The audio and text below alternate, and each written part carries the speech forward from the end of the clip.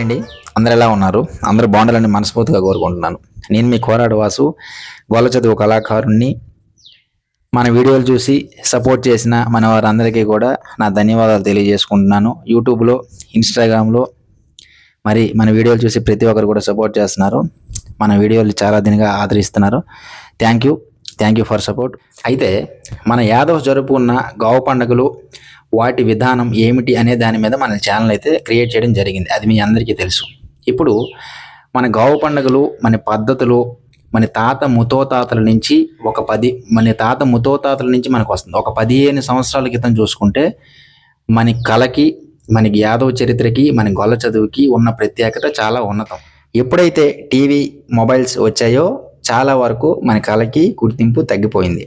ఒకప్పుడు తెప్పటికులు గురువులని, గొల్ల చదువు గురువులని, హరికథ చెప్పిన, బుర్రకథ చెప్పిన గురువులు ఏ కళాకారుడు అయినా గ్రామం వచ్చి పాట పాడితే ఆ కథ ఏ కళాకారుడైనా సరే పూర్తిగా చెప్పిన కథ పూర్తిగా విన్నంత వరకు కూడా కదిలేవారు కాదు. అటువంటిది ఇప్పుడు అలా కాదు. సినిమాలు, సీరియల్స్ వంటి వివిధ రంగాల కాంచి వెళ్ళిపోవడం జరిగింది. కానీ ఇప్పుడు ఈ ఒక 2-3 సంవత్సరాల నుంచి కాలం మారింది.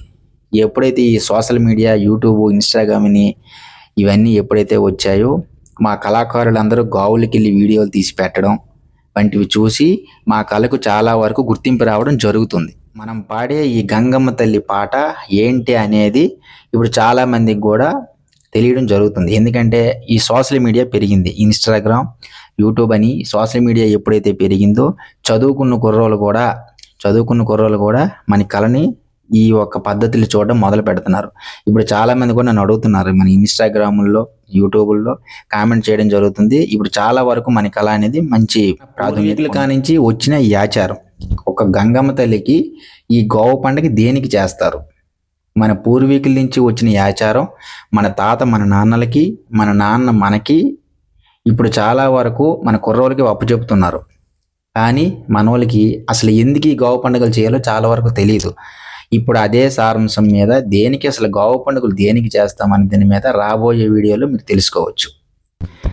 మనము యూట్యూబ్లో, ఇన్స్టాగ్రామ్లో పెట్టిన వీడియోలు చాలా వరకు చాలామంది చూస్తున్నారు. కానీ అసలు ఏంటి ఈ పాట, ఏంటి ఈ పందిరి ఎందుకు వేస్తున్నారు, అసలు దేనికి పాడుతున్నారు, దేనికి సంబంధించిన పాట ఇది? ప్రతి ఒక్కరికి ఒక డౌట్ ఉంటుంది. తెలిసిన వారికైతే ఓకే, తెలియని వారికి డౌట్ ఉంటుంది. దాని గురించే ఇప్పుడు కొంతమందికి తెలుసు కాబట్టి మన ఆచారాలు, మన పద్ధతులు, మన విధానాలు కొంతమందికి తెలుసు కాబట్టి తెలియని వారు ఎవరైతే ఉన్నారో ప్రతి ఒక్కరు కూడా రాబోయే వీడియోస్లో ప్రతిదీ కూడా మీకు అర్థమైనట్టు చెప్తాను. 2వ నెల 10వ తారీఖు ఈ 2వ నెల 10వ తారీఖున మన గావులు అయితే స్టార్ట్ అవడం జరుగుతుంది. అప్పుడు నుంచి ఇంకా వీడియోలు స్టార్ట్ చేయడం జరుగుతుంది. మన ఈ గావు పండుగలు ఎలా చేస్తారు, అసలు విధానం ఏంటి, అసలు గావు పండుగ 3 రోజుల పండుగ ఎలా జరగబోతుందని ప్రతిదీ వీడియో రూపంలో మీ ముందు ఉంటుంది. మన 3 జిల్లాల్లో ఉన్న తెప్పటికుళ్ళ కళాకారులు, గొల్ల చదువు కళాకారులు ప్రతి గావు పండుగకి వెళ్ళి వీడియోలు తీసి యూట్యూబ్లో అప్లోడ్ చేసిన తర్వాత చాలా వరకు చూసి అప్పుడు మన కళకి తెప్పటికుళ్ళు అంటే ఇలా ఉంటాయని, గొల్ల చదువు ఇలా ఉంటుందని చాలా వరకు గుర్తింపు రావడం జరుగుతుంది. ఇదంతా నేను ఎందుకు చెప్తున్నానంటే ఈ ఊర్లో పాడితే పక్క ఊరికి కూడా తెలియని మన కళ అటువంటిది ఇప్పుడు మన 3 జిల్లాల్లో నలుమూలలా వ్యాప్తి చెందుతుంది అంటే దానికి కారణం మీరేనండి. ఈ సోషల్ మీడియా దానికి కారణం. ఇది చూసిన, ఈ కథని పంచి, ఈ వీడియోలు తీసి ప్రతి ఒక్కరికి షేర్ చేసిన మీ ప్రేక్షకులకి ప్రతి ఒక్కరికి కూడా నా ధన్యవాదాలు తెలియజేసుకుంటున్నాను. మా కళాకారుల తరపున, అందరి తరపున నుంచి నా ధన్యవాదాలు తెలియజేసుకుంటున్నాను. ఈ కళకి చాలా వరకు పేరు రావడానికి కారణం మీరే.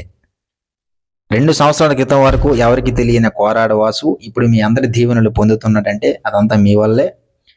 Thank you for support everyone, ప్రతి ఒక్కరికి కూడా. ఇంకొక విషయం ఏంటంటే ఈ 3 జిల్లాల నుంచి ఇక్కడే ఉండిపోకన్నా పాడిన మన కథ జిల్లాలు, రాజ్యాలు, దేశాలు దాటిందండి.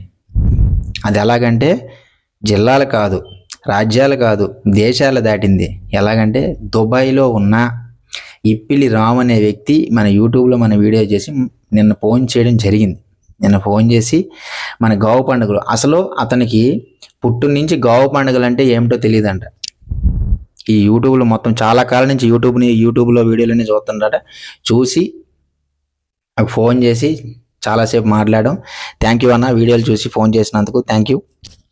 ఈ సంవత్సరం నేను తీయబోయే వీడియోలు ఎలా ఉంటాయంటే, ఇప్పటివరకు గోవా పండుగలు తెలియని వ్యక్తులందరూ కూడా, ఇప్పటివరకు గోవా పండుగలు ఎవరికైతే తెలియదో ఈ సంవత్సరం గోవాలు అయిపోయేసరికి ప్రతి ఒక్కరు మన యాదవ్స్ ప్రతి ఒక్కరు కూడా గోవా పండుగలు అయితే ఇలా ఉంటుంది అని ఒక అవగాహన మాత్రం కన్ఫర్మ్గా మీలో వస్తుంది.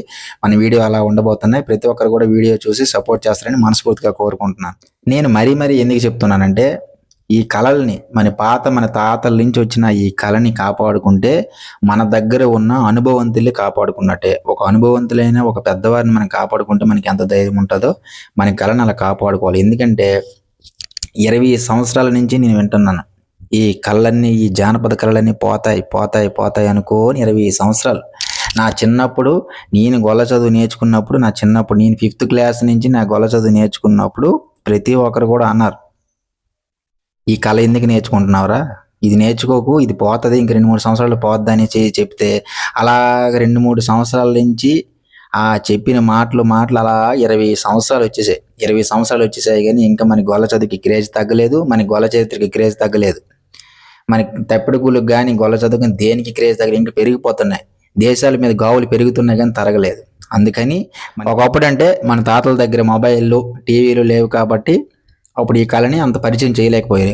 ఇప్పుడు మనకి సెల్ ఫోన్లు, 5G, 4G, 5G నెట్వర్క్లు ఉన్నాయి కాబట్టి మనకి సోషల్ మీడియా ద్వారా మన కళని ప్రతి ఒక్కరికి పరిచయం చేయాలి. మన కళని కాపాడుకున్న బాధ్యత మనదే. మీ గొల్ల చదువు కళాకారుడు కోరాడ సూర్యనారాయణ గారి అబ్బాయి కోరాడ వాసు. జై యాదవ్, జై గంగభవాని.